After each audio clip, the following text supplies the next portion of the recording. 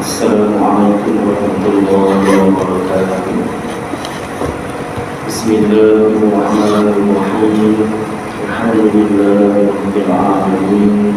Wassalatu wassalamu ala asyrafil anbiya'i wal mursalin wa ala alihi wa sahbihi wa man tabi'ahum bi ihsanin ila yaumiddin. Amma ba'd. Alhamdulillah, syukur kepada Allah Subhanahu wa taala. Takdir Allah yang sejak dahulu, takdir Allah yang sejak azali. Allah Ta'ala mengakhirkan, Allah Ta'ala menjadikan kita bersama-sama belajar untuk dengan gaji ilmu fiqh khasnya dan ilmu agama yang lain. Seperti biasa kita mulakan salawat yang berikutnya. Allahumma salli ala Muhammad wa ala ali Muhammad kama sallaita ala Ibrahim wa ala ali Ibrahim wa barik ala Muhammad wa ala ali Muhammad kama barakta ala Ibrahim wa ala ali Ibrahim fil alamin innaka Hamidum Majid. Alhamdulillah, menerusi Masjid Al-Fat Kampung Maju Jaya, menghormati Tuan Timbalan menerusi Masjid Warisan EJK Masjid, mengasihi tuan-tuan imam, tuan-tuan bilal, muslimin muslimat yang dirahmati Allah Subhanahu wa taala. Baik, pada minggu ini saya tangguhkan dulu pembacaan kitab Matla'ul Badruin. Saya berhasrat untuk membacakan satu bab daripada kitab Sabilul Muhtadin Ittaqahu fi Amriddin. Minta maaf tulisan dia hilang, dia desain kitab lain. Kitab ini, kitab Sabilul Muhtadin Ittaqahu fi Amriddin, dari Syekh Muhammad Arsyad Al-Banjari. Syekh Muhammad Arsyad bin Abdullah Al-Banjari, ulama Banjarmasin, rahimahullah ta'ala. Secara ringkas, Syekh Muhammad Arsyad Al-Banjari ini belajar di Mekah. Belajar di Mekah selama lebih kurang 23 tahun. Setelah itu dia masih nak sambung belajar, namun gurunya meminta supaya dia menyampaikan dulu apa yang telah dipelajari di tanah air ini, iaitu di Banjarmasin lah. Jadi dia taatlah perintah dan saranan gurunya, lalu kembalilah ke tanah air Banjarmasin. Setelah itu pemerintah pada waktu itu Sultan di Banjarmasin meminta supaya Syekh Muhammad Arsyad menuliskan kitab fikih dalam bahasa Melayu. Sebab dia belajar ke Mekah kemarin, kita Arab, belajar bahasa Arab. Namun di tanah Banjarmasin khasnya dan tanah Melayu amnya tak ramai yang pandai bahasa Arab. Maksudlah macam saya sendiri, ya. Jadi diminta untuk buatkan kitab Melayu supaya dapat menimba ilmu fikih dalam bahasa Melayu. Cuma isinya samalah dalam kitab-kitab Arab yang dipelajari. Baik. Jadi oleh Syekh Muhammad Arsyad ditulis di kitab Sabilul Muhtadin Ittaqahu fi Amriddin dalam tulisan Jawi, bahasa Melayu, tulisan Jawi, kitab Melayu lah. Namun walaupun ia kitab Melayu, ambilan sumber kitabnya itu iaitu daripada dua buah kitab Arab yang besar. Antaranya lah dua buah kitab Arab yang besar yang bernama Tuhfah dan Nihayah. Kitab Tuhfah itu daripada karangan Syekh Muhammad Arsyad Syekh Ibnu Hajar. Manakala kitab Nihayah itu daripada karangan Imam Ramli, Tuhfah dan Nihayah. Baik, jadi itu kitab Arab besar yang masyhur dalam mazhab Syafi'i, digunakan sebagai sumber rujukan dalam mazhab Syafi'i. Dan Tuhfah Tuzid dan Nihayah Tuzid ini Syekh Nawawi Asani, dia Nihayah. Saya lupa nama panjang dia. Tanya Ustaz Khairul, insyaAllah saya juga. Baik, jadi maknanya dalam kitab ini ada dua rujukan dan kadang-kadang berbeza pendapat. Syekh Ibnu Hajar dalam kitab Tuhfah dan Syekh Ramli dalam kitab Nihayah. Dan perbezaan pendapat mereka itu diterima oleh ulama-ulama yang lain, sebab mereka berdua ini memang layaklah mengambil hukum, menetapkan hukum daripada Quran dan hadis, kerana ilmu mereka lah. Yang pertama, 30 juzuk Al-Quran dalam kepala mereka. Manakala hadis, beribu-ribu buah hadis dihafal dalam kepala mereka. Maka dan bertambah lagi dengan ilmu-ilmu yang lain, bahasa Arab dan sebagainya. Jadi memang layaklah mereka berdua ini mengeluarkan hukum daripada Quran dan hadis. Dan berbeza pendapat itu biasa, ada dalil masing-masing. Tetapi kalau saya nak berbeza pendapat dengan Syekh Ibnu Hajar, saya kena sedar diri lah, kena tengok cermin. Cermin tu nampak luaran aja, nak tembus cermin, tembus dalam tu. Kan? Macam saya kan tak setuju. Contohlah, andai kata ada pendapat Syekh Ibnu Hajar atau Syekh Ramli, saya tak setuju. Jadi saya kena sedar diri lah, cermin-cermin diri saya ni kan. Bukan kata 30 juzuk, 30 surah belum tentu hafal. Saya kira dah tak sampai 30 surah yang saya hafal. Saya tambah lagi lah. Baik, dan hadis, berapa ribu hadis? Ribu tu jauh sangat, untuk saya tu jauh sangat. Ratus pun masih banyak. Puluh masih malu lagi nak cakap. Kan? Beberapa, ada tak beberapa kan? Beberapa ni tak sampai 10. 9 paling banyak lah beberapa. 10 tu dah 10 nya tu kan 10. Ni 10 ni belum ada. Tu satu, 10 lah, 10 belum ada.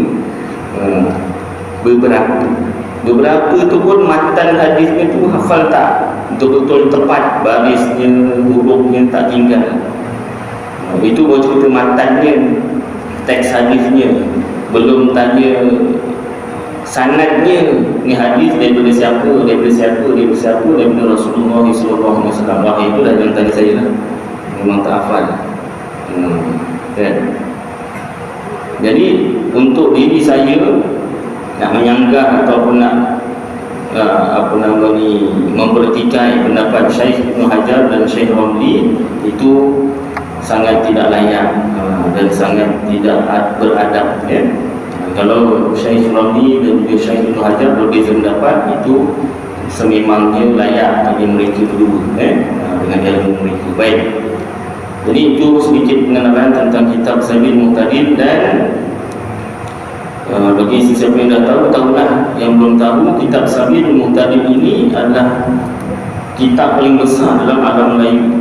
Besar tu bukan saiz dia, tebal pun bukan sebab tebal, sebab perbahasan perincian satu-satu bab itu paling perinci, paling teliti dalam kitab ini.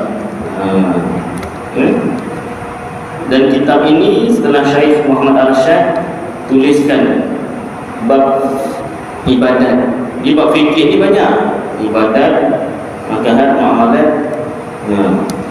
Tak ada kita tonton bayangkan ya. Fikih ni ada ibadat, nakahat, muamalat, jenayah, faraid. Syekh Muhammad Arsyad baru tulis bab ibadat, 2 juzuk bab ibadat, sampai pada haji, umrah, korban, sembelihan dan makanan. Sampai pada bab itu Allah Ta'ala telah menyebut Syekh Muhammad Arsyad, maka telah wafat Syekh Muhammad Arsyad, tak dapat sambung muamalat dan seterusnya, muamalat, nakahan, jenayah dan faraid. Itu pula tebal macam ni 2 juzuk. Mungkin itulah hikmahnya gurunya kemarin, dah 23 tahun dia belajar tu, kau baliklah dulu, kau sampaikan. Ada umur yang panjang, ada rezeki, kau sambung lagi belajar. Rupanya umur dia sampai dapat mengarang 2 juzuk kitab fikih. Baik, jadi kita dengarkanlah sedikit daripada kitab ini. Dan andai kata kitab ini berbeza dengan apa yang pernah kita amalkan, anggap sajalah kita yang tak mampu nak mengamalkan dia. Dan sekurang-kurangnya sampailah maklumat, ilmu pada kita tentang mazhab Syafi'i, bab yang saya nak bacakan ini. Baik, bab apa? Pada bab doa kunut, sebab berkaitan dengan isu saudara kita di Palestin yang dilanda. Sebenarnya bukan baru-baru ni, dah lama, 20 tahun sejak saya kecil jadi dah. Cuma baru-baru ni timbul balik kan. Bagus juga lah peringatan kita kan. Dah lupa lama, dah 20 tahun kan, baru ingat balik. Jangan lupa lagi nak bukan tadi mudah tak lupa lagi lah, terus ingat baik, jadi tentang kunut nazilah lah khasnya. Tapi yang saya baca ni seluruh tentang kunut, termasuk kunut nazilah. Juzuk yang pertama ke surah 212. Siapa yang ada boleh semak sama-sama. Juzuk 1 ke surah 212, 12 baris dari bawah.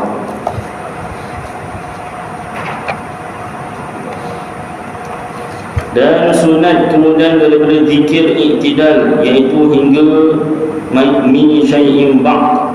Ini berkaitan iktidal atas tu. Ada disebutkan sunat selepas sami Allahu liman hamidah membaca Rabbana lakal hamd mil'as samawati wa mil'al ard wa mil'a ma syi'ta min syai'in ba'd. Dalam kitab ini disunatkan membaca bacaan tersebut. Ada juga saya dengar jemaah-jemaah di tempat-tempat lain ada yang tanya, Ustaz, saya baca macam ni boleh tak? Boleh baca Rabbana lakal hamd. Lainlah bacaan lain daripada yang ni. Saya kata kalau ada sumber rujukannya silakan. Baik, jadi sunat selepas iktidal dan selepas membaca zikir sampai min syai'in ba'd, membaca kunut. Jadi sunat membaca kunut. Dalam mazhab kita Syafi'i, membaca kunut itu sunat. Kalau tak baca, tak batal sembahyang dan tak berdosa. Cuma dalam mazhab kita Syafi'i kurang sempurna, kurang sempurna pahalanya lah. Dan sunat membaca kunut di dalam iktidal rakaat yang kedua pada sembahyang subuh. Dan hasil sunat kunut, dapat pahala sunat kunut. Dia tak sebut batal atau sah, dia kata hasil sunat kunut, maknanya dapat pahala baca kunut dengan membaca satu ayat daripada Quran yang ada dalamnya doa. Maknanya ini paling kurang, minimum. Dalam kitab-kitab fikih, ulama biasa sebutkan ibadat yang paling minimum macam mana. Sebab ada orang dia terlalu sibuk atau ada masalah-masalah tertentu, tapi dia nak beribadat juga. Ini paling minimumnya begini. Jadi lepaslah, dapatlah pahala dia ibadat tersebut. Cuma tak samalah dengan yang afdal. Kemudian diterangkan yang afdal, yang paling utama, yang paling tinggi, yang paling besar pahalanya lah. Jadi orang yang ada rezeki masa, ada rezeki kekuatan, ada rezeki harta dan sebagainya, dia boleh amalkan yang afdal, dia dapat amalkan yang afdal. Dan ada ilmu lah, rezeki ilmu. Baik. Jadi paling kurang membaca satu ayat daripada Quran yang ada di dalamnya doa, atau yang menyerupai doa. Contoh ayat Quran yang ada doa, Rabbana atina fid dunya hasanah wa fil akhirati hasanah wa qina adzabannar. Itu dari Quran tu. Doa yang lain, Rabbana atina wa hayyi lana min amrina rasyada. Itu dari Quran. Satu ayat saja dapat pahala wudu. Ini untuk sesiapa yang ada masalah lah, ataupun terbangun lewat lagi berapa minit nak apa nama ni, habis waktu subuh kan. Jadi dia baca kunut yang pendek. Itu sebab kan ada orang tanya, ada satu cerita kan, masyhur cerita ni, tak tahu lah kisah benar ke tidak, tapi ada pengajarannya lah. Ada satu orang nak kahwin. Jadi bila nak kahwin, Tuan Koti tanya, nak dengar sikit baca doa kunut boleh tak? Kan nak jadi ketua keluarga, jadi tak dengar sikit lah apa nama ni, satu perkara kan, untuk membimbing isteri dan anak-anak nanti kan. Boleh tak baca doa kunut? Si bakal pengantin ni pun jawab, Tuan Koti nak kunut panjang ke kunut pendek? Siap tanya, panjang ke pendek? Jadi Tuan Koti pun macam bergua juga dah ni, kunut panjang pendek, kunut panjang pendek, tiap tengah saksi. Tahu kan? Dia jawab kan? Tak kisahlah mana-mana, dua-dua pun boleh juga. Ginilah kalau macam tu, kunut panjang biasa imam dah biasa dengar kan, ni kunut pendek. Dia pun cuba dengar sikit kunut pendek, kunut pendek. Dia pun tak nafas. Kunut pendek betul. Banyak tersalah kan. Cuma kunut panjang lah, boleh. Dia tahu kunut panjang, alhamdulillah. Lega. Dia pun tak nampak lagi banyak. Siap pegang telinga, macam nak berterang. Kunut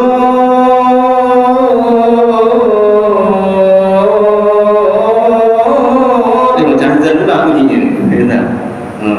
Saya boleh panjang lagi, nak panjang. Tak apa. Tuan Koti kata dah, macam mana ni kunut pendek pun salah, kunut panjang pun salah. Kan? Itulah cerita dia, pendek je. Dia pengajarannya apa? Ada dua pengajarannya. Yang pertama, kenalah belajar doa kunut, walaupun pendek tak apa, sah juga. Tak hafal pun tak apa. Tu Tuan Koti kata dah, tak apalah, benda pun sunat. Tapi dia nasihatlah suruh belajar kan. Yang kedua, memang ada ke tak ada kunut panjang pendek? Rupanya dalam kitab memang ada. Cuma yang orang tu dia salah kunut tu. Kunut pendek yang salah, kunut panjang yang salah. Macam-macam kalau boleh cakap Cina tak pandai. Cuba cakap sikit Cina. Itu namanya bukan pandai. Mandai-mandai, itu minta ditampok. Itulah orang ni kan. Baik. Jadi kunut panjang dalam kitab seperti yang kita belajar, Allahumma hdini fi man hadait dan sebagainya. Kunut pendek pun ada tu tadi. Iaitu satu ayat daripada Al-Quran yang mengandungi doa. Jadi lepas ni kalau ada yang bujang kat sini, jemaah kita yang kahwin Tuan Koti tanya, boleh jawab yang sama macam saudara kita tu lah, tapi jawapannya lain sikit lah, dengan ikut macam dia. Koti tanya, boleh baca kunut? Boleh. Tuan Koti nak kunut panjang ke kunut pendek? Dia sama ayat dia yang depan. Tapi jawapan dia, cuba kunut pendek. Kunut pendek, Rabbana atina fid dunya hasanah wa fil akhirati hasanah wa qina adzabannar. Kan? Kunut panjang, Allahumma hdina fi man hadait. Teruskanlah sampai habis. Tambah kan, kunut nazilah sekali. Dahsyat. Baik, sambung kan. Jadi itu yang paling pendek kunut. kunut yang paling minimum ya. Atau yang menyerupai doa seperti akhir surah Baqarah kan, Rabbana la tu'akhidna in nasina aw akhtana, itu kan doa menyerupai doa kan. Jika dikosotnya akan dia kunut, tiada qiraatul Quran, tapi kita niat baca Quran tu, kita niat baca kunut lah dengan niat baca Quran. Kenapa? Kerana makruh membaca Quran pada lain daripada qiyam.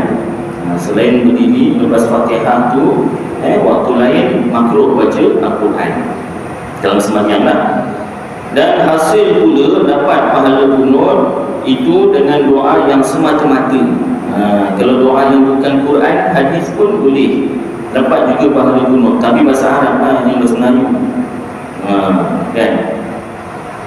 Dan ilmu ini perlu ada dipelajari oleh imam dan jemaah. Dengan imam nanti baca, jemaah tak belajar imam belajar kunut paling pendek, makmum tak belajar, buat data dia imam Rabbana atina fid dunya hasanah sampai subuh ni, bukan dulu panggil tidak kecamuk makmum tak sampai macam tu kan. Maknanya tertanya-tanya lagi, betul ke imam ni kan. Biasa itu doa nak menutup lepas sembahyang dibaca je masa kunut subuh, bayar pula kan. Jadi imam belajar, makmum pun belajar, baru kan aman, damai kalau tak itu yang bertelingkah baik semua kan.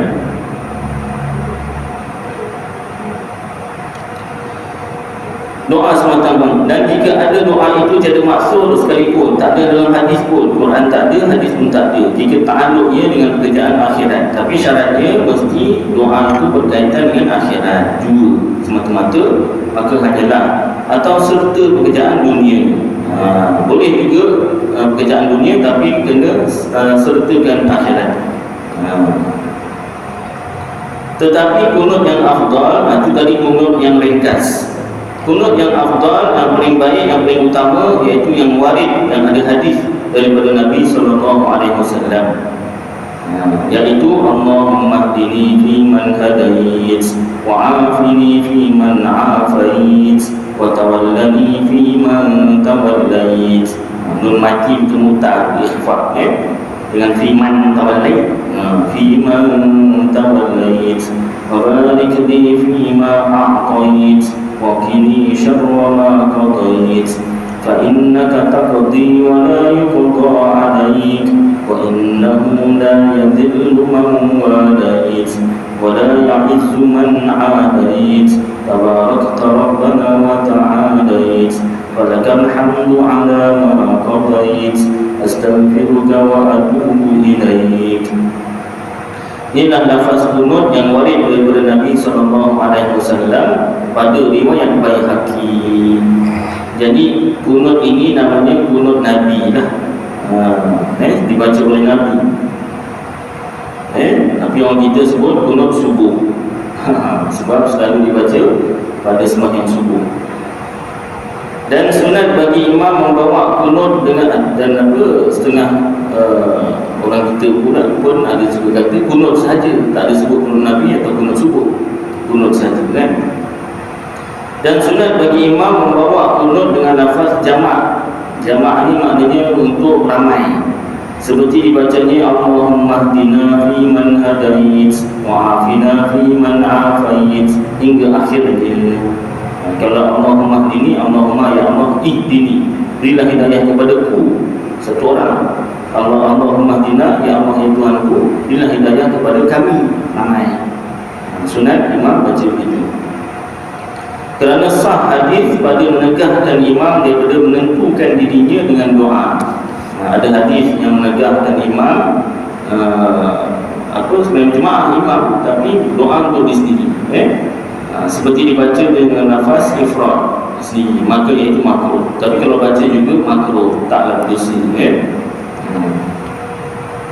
Dan seperti kunut tiap-tiap zikir, dan seperti kunut tiap-tiap zikir dan doa yang lain di dalam sembahyang, maka disunatkannya bagi imam membawa dengan nafas jamak, ramai-ramai baca untuk orang ramai. melainkan doa yang warid yang datang hadis daripada Nabi SAW, bahawasanya ia membawa akan dia dengan lafaz ifrad sendiri, padahal ia imam, maka hendaklah dibawa akan dia dengan lafaz ifrad. Tapi kalau memang disuruh baca untuk diri sendiri, bacalah diri punya, kerana mengikut bagi yang warid itu, ikut daripada hadis lah. Iaitu contoh Rabbi ghfirli warhamni hingga akhirnya, di dalam duduk antara dua sujud. Duduk antara dua sujud, imam tak perlu Rabbi ghfir lana warhamna, tak perlu, ikut Rabbi ghfirli warhamni.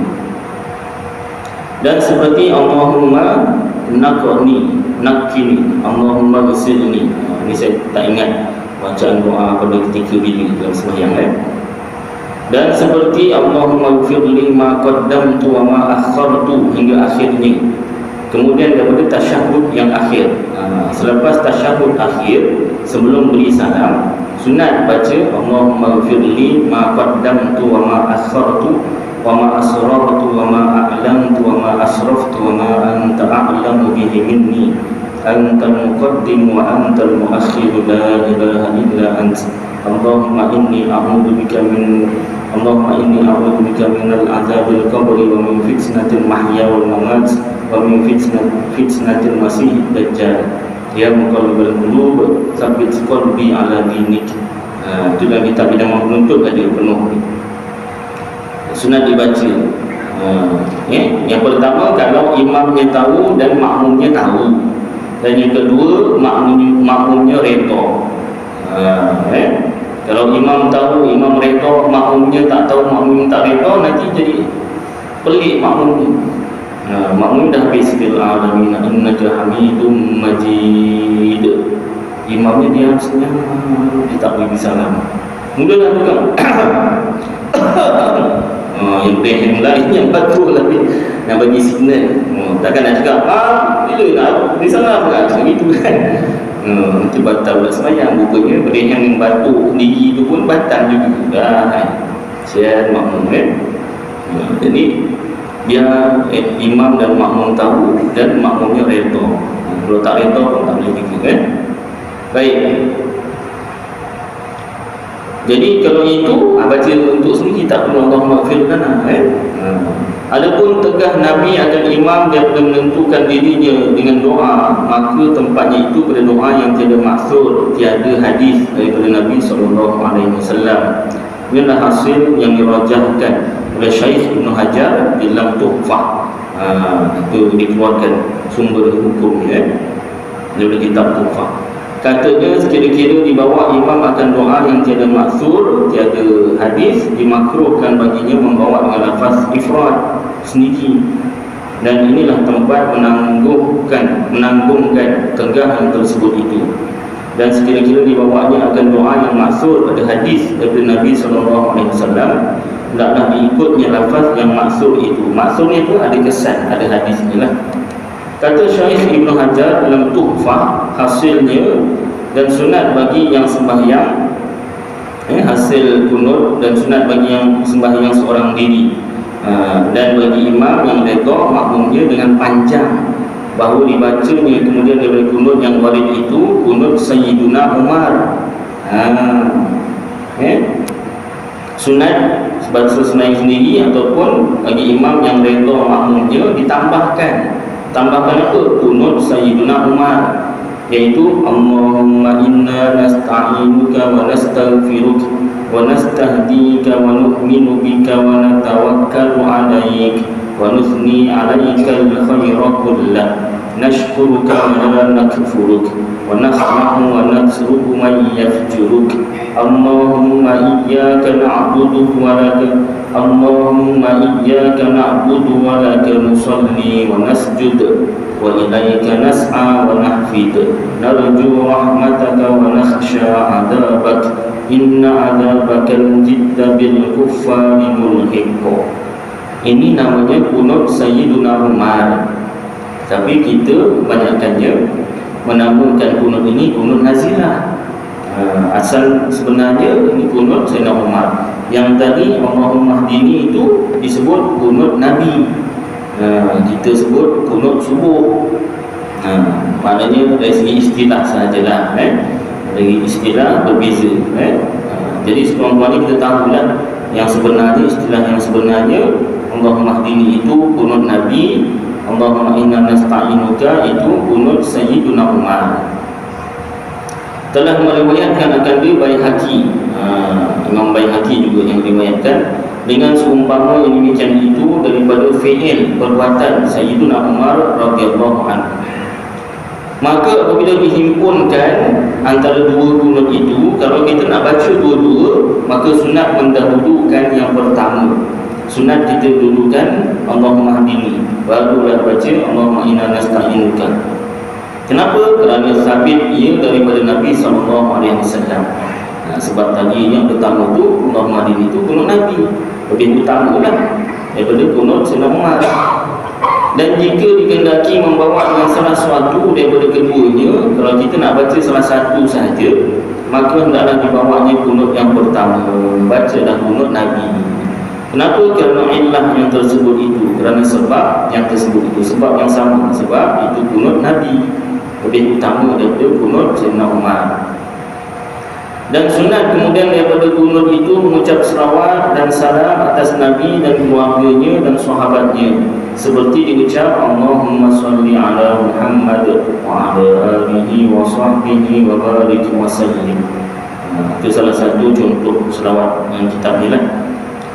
Dan sunat pada sekalian kunut dan pada selawat dan salam kemudiannya mengangkatkan kedua tangan seperti sekalian doa yang lain, kerana mengikut bagi fi'il Nabi SAW, perbuatan Nabi.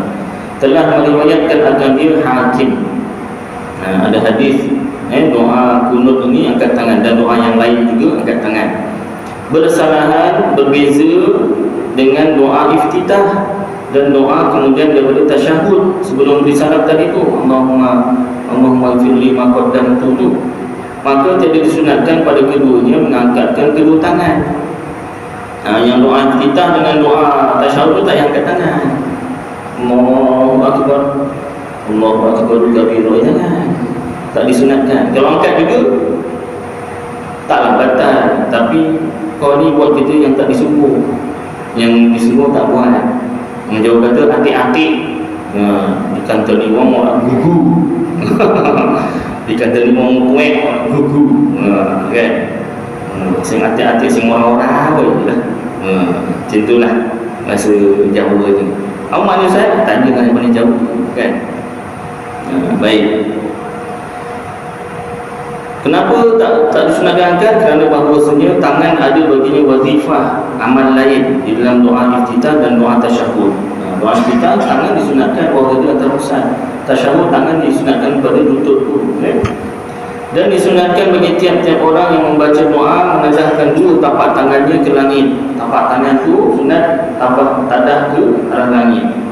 Kenapa? Kiblat sembahyang Kaabah, kiblat doa langit. Jika minta doa dia dengan menghasilkan sesuatu, ya Allah hasilkanlah tunaikanlah sekian-sekian, dan menadahkan dua belakang tangannya yang coklat ni ke langit jika minta doa dia dengan menolakkan sesuatu, tolak bala. Ini dalilnya begini. Tak nak buat tak apa, sunat sahaja. Ustaz, kalau saya tak tahu Ustaz, ada satu doa, ada satu tolak bala, saya begini boleh tak? Tak payah. Itu macam main-main. Kan? Ingat lagi bagus. Tak kena. Kelakor je ni. Kan? Dan dia tak apa. Dan tiada sunat kemudian daripada kunut menyapukan dua tapak tangan kepada muka, tak sunat. Asal nak sapu juga, kau memang dia yang tak disuruh nak buat. Yang disuruh tak ikut, kan? Macam orang tulis itu, jangan buang sampah di sini. Memang betul-betul bawah tulisan itu dia buang sampah. Membukir sampah. Saya silap tulisan tertutup dah. Kan?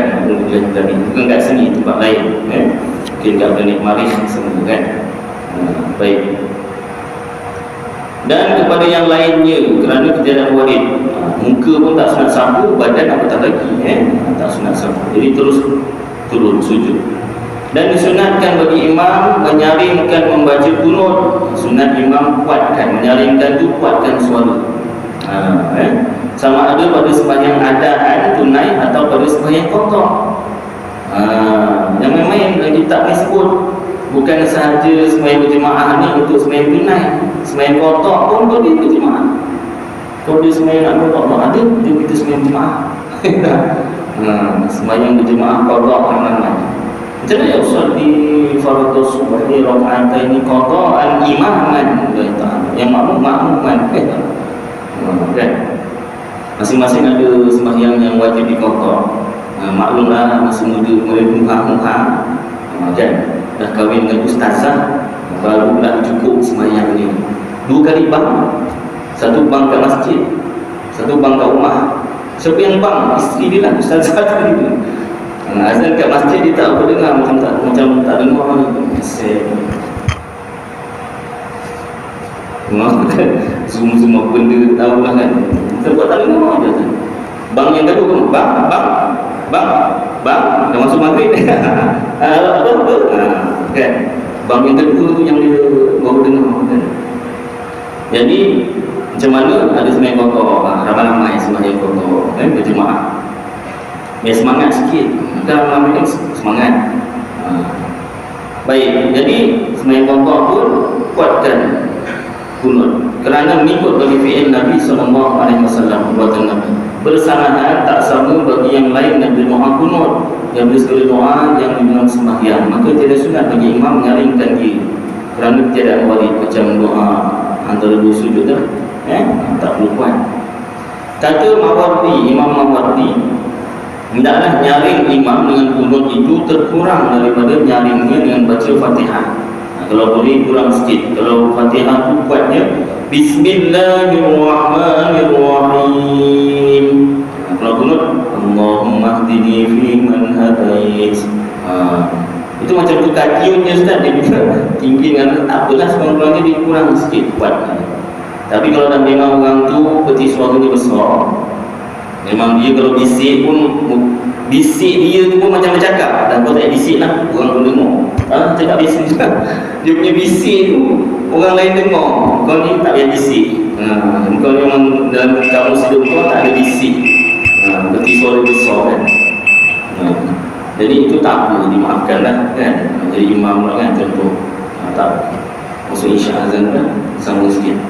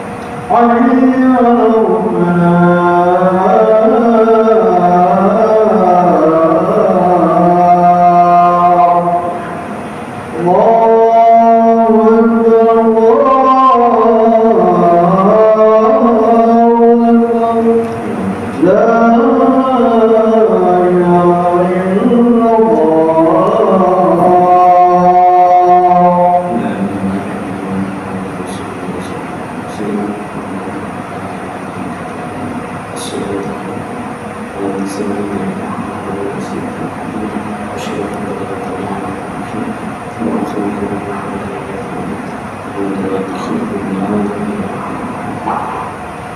cuba lanjutkan sini.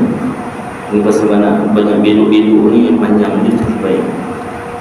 Adapun orang yang sembahyang seorang dan demikian lagi makmum pada tempat yang disunatkan baginya membaca kunut, maka hendaklah keduanya membaca kunut dengan perlahan. Dan apabila dibaca oleh imam akan kunut dengan nyaring, maka disunatkan bagi makmum mengucap amin dengan nyaring kuat bagi tiap-tiap doa yang dibaca oleh imam. Jangan takut. Macam Fatihah tu waladdallin amin. Itu pun ada perbahasan tu. Tu 2 harakat ke 6 harakat. Kan? Itu nantilah dia ada buat dalam kitab ni ada juga, tapi nanti lain kali kan sampai ke subuh tak habis. Tuan-tuan tahan, saya tak tahan. Tidak boleh matikan.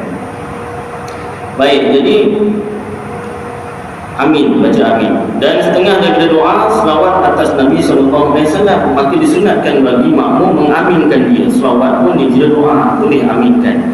Inilah yang diiktimadkan, diperpegangi Syekh Ibn Hajar dalam Tuhfah.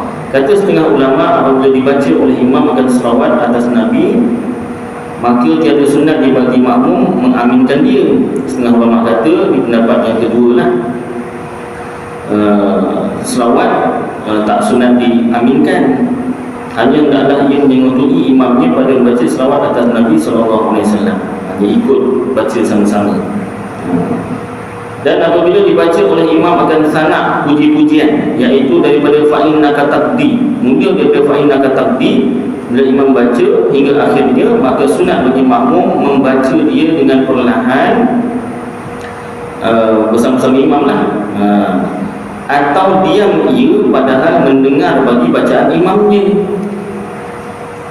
Yang kedua, makmum boleh diam dan dengar bacaan imam. Maknanya fa'innaka taqdi hingga akhir, imam disunatkan baca kuat.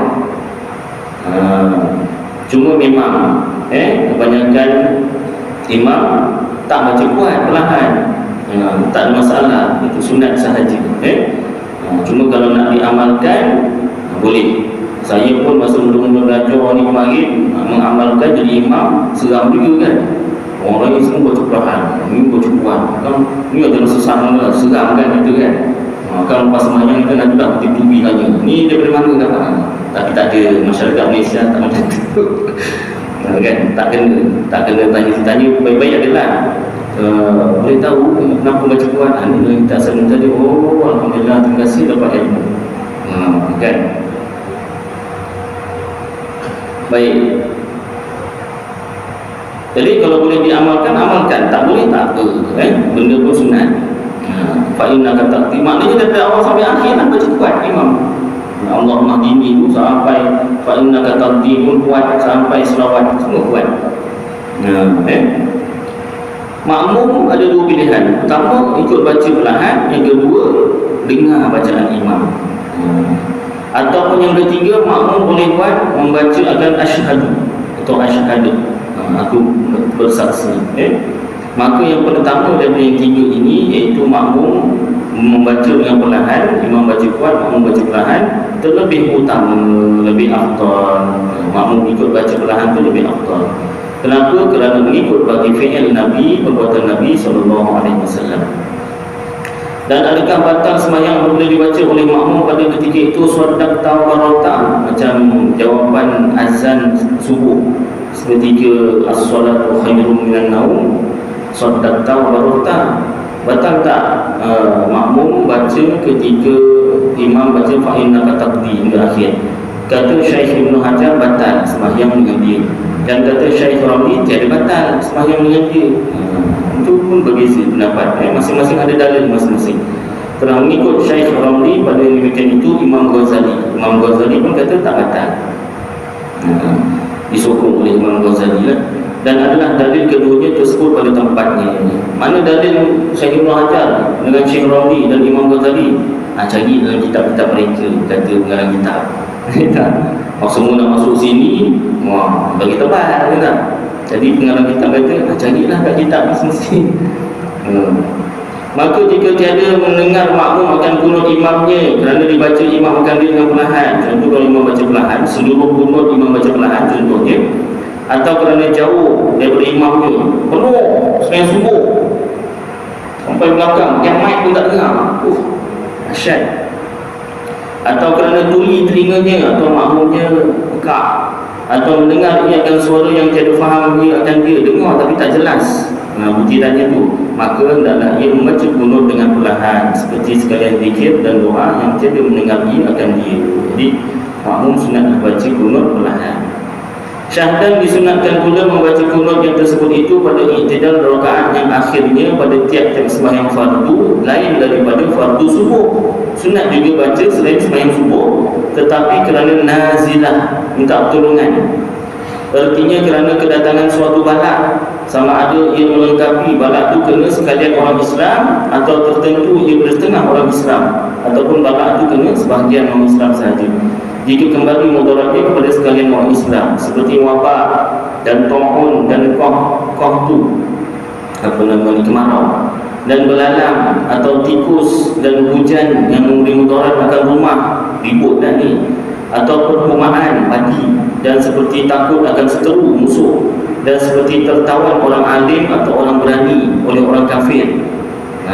Kerana tersebut dalam beberapa hadis yang sahih bahawasanya Nabi SAW adalah membaca kunut sebulan di dalam sembahyang 5 waktu, subuh, zuhur, asar, maghrib, isyak, kunut, baca kunut sebulan, sepanjang bulan, kerana menolakkan kejahatan seterunya musuh ni daripada sekalian orang Islam, dan dikiaskan atas takut akan seteru itu barang yang lainnya.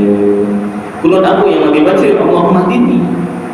Sebab tu nama dia bukan doa kunut subuh, dia kunut Nabi. Jadi bila dibaca selain waktu subuh, dia dipanggil kunut nazilah. Kunut yang sama Allahumma hdini juga. Tapi kalau baca kunut nazilah pun boleh, tak ada masalah. Ini cerita afdal. Nabi sendiri baca Allahumma hdini. Ya. Dan sunat pula membaca kunut nazilah itu, iaitu sama ada Allahumma hdini saja atau dua-dua, kunut Allahumma hdini, kunut Nabi, dan kunut Sayyidina Umar, Allahumma inna nasta'inuka, dengan nyaring kuat. Dan jikalau pada sembahyang sirriyah sekalipun, sembahyang zuhur dan asar, sunat juga baca kuat. Adapun kunut sembahyang fardu yang lain daripada sembahyang subuh dengan tiada kerana nazilah, maka iaitu tiada sunat membaca, adalah makruh. Panjang lagi bahasa ni, cukuplah dalam ini komponen sedikit saja.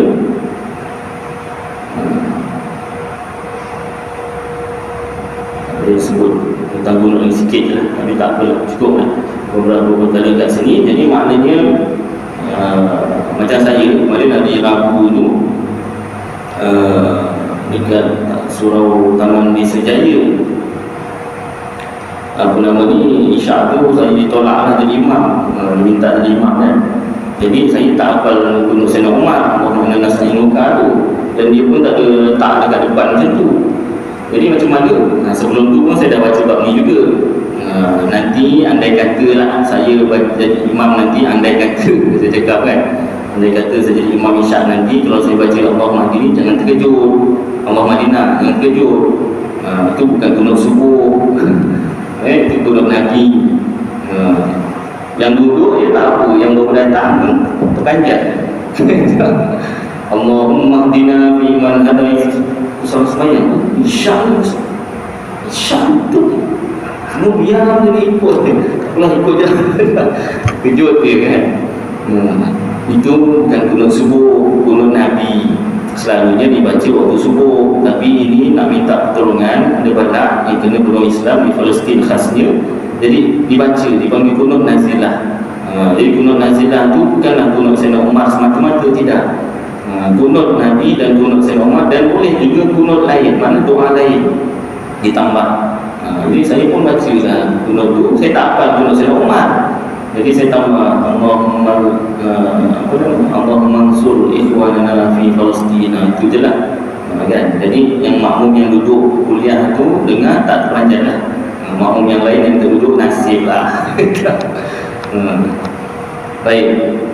Jadi maknanya sekurang-kurangnya kita tahulah kedudukan kunut nazilah itu sebenarnya bagaimana kan. Baik, cukuplah kata ni tuan-tuan, mudah-mudahan apa yang kita baca dan dengar jadi manfaat untuk sedang tuan-tuan dapat kita amalkan dan sampai-sampai ke insya-Allah. Qul qawli hadza wa astaghfirullahal azim li wa lakum wa lisairil muslimin wal muslimat wal mu'minin wal mu'minat al ahya'i minhum wal amwat. Fastaghfiruhu wa yaghfirul mustaghfirin wa najat taibin. Sallallahu ala sayyidina wa maulana Muhammad wa ala alihi wa sahbihi wa sallam. Subhana rabbika rabbil izzati amma yasifun. Wassalamu ala mursalin walhamdulillahi rabbil alamin. Wa